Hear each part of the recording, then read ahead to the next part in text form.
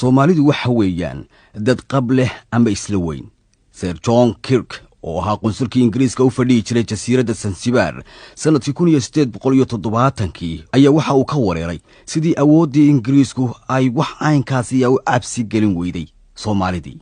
Mas'uuliyiintii Ingiriiska ahaa ee bariga Afrika oo Soomaalida kula kulmay gobolkii la odhan jiray Jubaland dhammaadkii qarnigii 19 ayaa waxa raali geliyay oo ay ka heleen Soomaalidii ay arkeen. Sir Arthur Hardinge oo isna Zanzibar ka noqday qunsulkii Ingiriiska ayaa waxa Soomaalidu sida ay u xaali jireen uu la jecelaystay oo uu kala mid dhigay sidii dadkii sarsare iyo caaqiladii dadkii Ingiriiska iyo Scottishka ahaa ay waayadii hore u noolaan jireen. waxaana uu ku tilmaamay Soomaalidu inay sifooyinkan lahaayeen oo waxa uu yiri horta waxay ahaayeen dad raganimo leh culumada da'da waaweyn ee shuyuukhda ah iyo bidaartoodu sida qaab kale ee ay u go'day iyo gadhka timihii ciroobeen ee caddaaday muuqaasi sida uu yahay ayaa waxa uu Sir Arthur sheegay inay u ekaayeen uun beeraleydii Ingiriiska. indhahooda saafiga ah iyo fahmadooda degdega badan iyo eegmadooda ayaa waxa ay ka soo jeedeen nolol caafimaad badan oo aanay waxba shaashaynin sida waxyaabaha dadku qaataan ee tamarta lagu kiciyo. dadka Soomaalidu fikrad ahaantay ayaa waxa uu yiri waxa weeye dad aan si naba loo agdhigi karin dadka degan qaybtani Afrikada ah haddii ay tahay maskax iyo geesinimaba. waxa ay Soomaalidu ka yimaadeen dhinaca waqooyiga ah buu yiri iyagii oo duulaan ah markaasay kiciyeen oo ka wadeen dadkii iyaga dhulkaasi ugu horeeyay oo kala ah gaala iyo baajuun. ma aha buu yiri dad ka baqaya qoryo iyo hub loo qaato.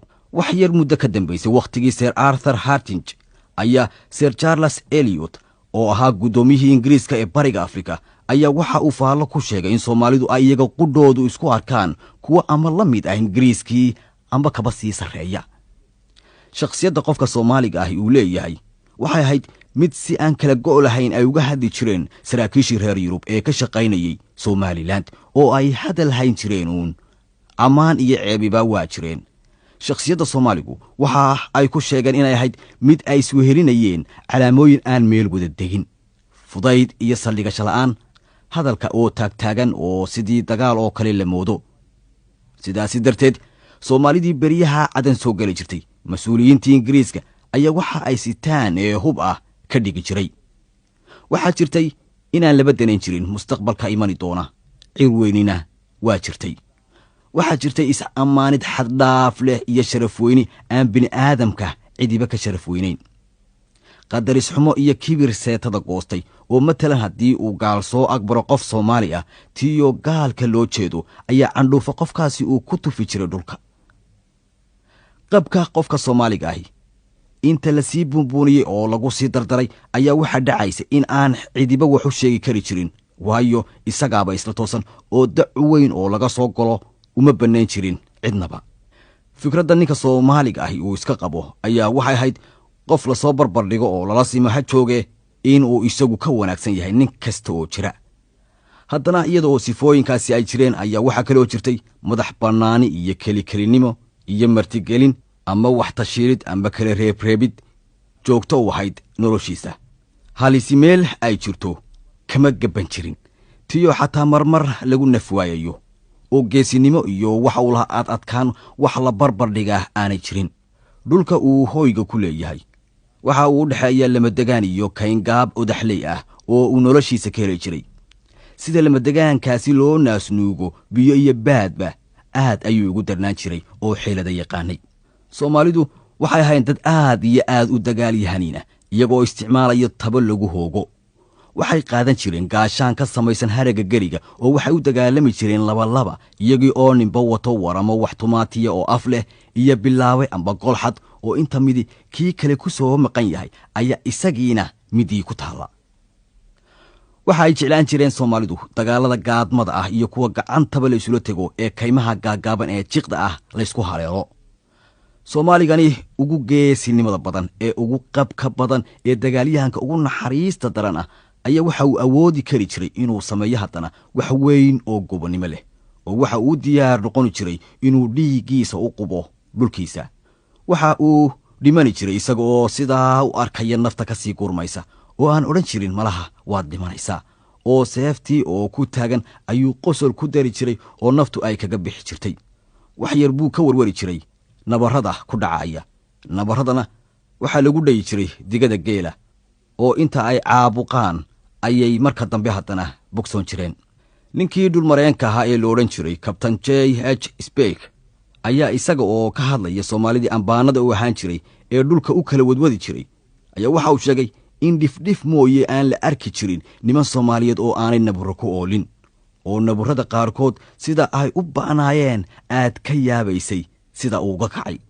saraakiishii reer Yurub ayaa waxay ogaadeen haddii Soomaalida basar adag lagu qabto loona tixgeliyo sharaaradda yar ee kulul ay leeyihiin, waxay Soomaalidu noqon jireen bay yidhaahdeen booliis iyo military wanaagsan. inkasta oo marnaba aanay ogolaan jirin in lagu xamaasho oo aanay dhabarka kuu soo leexinaynin.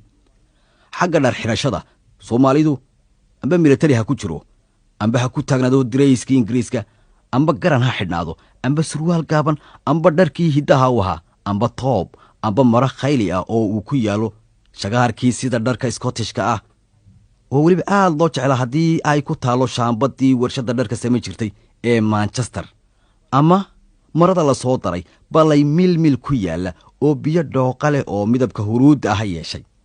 wax kastaba ha soo gashadee Soomaalidu waxay ahayd dad sida loo qoray ama qaabkoodu ay ishu qabanayso oo dirays qaad fiican.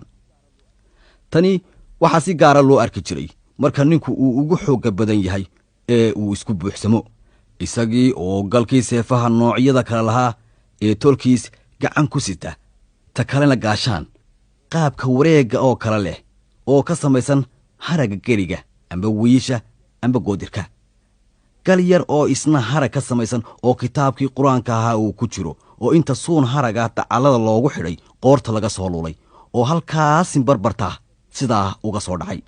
xagga diinta Soomaalidu waa muslim wanaagsan oo waa sunni, walow ay xumad jidba ahi ay ku jirtay, sida marka nin darwiisha amba wadaad diinta uu u marinayo intaan meel baad leh loo guurin, ama marka la doonayo in weerar la qaadayo lagu soo guulaysto. xagga haweenka sida loola macaamilo Soomaaligu waxa uu ka soo dhex baxay dunidii muslimka ahayd.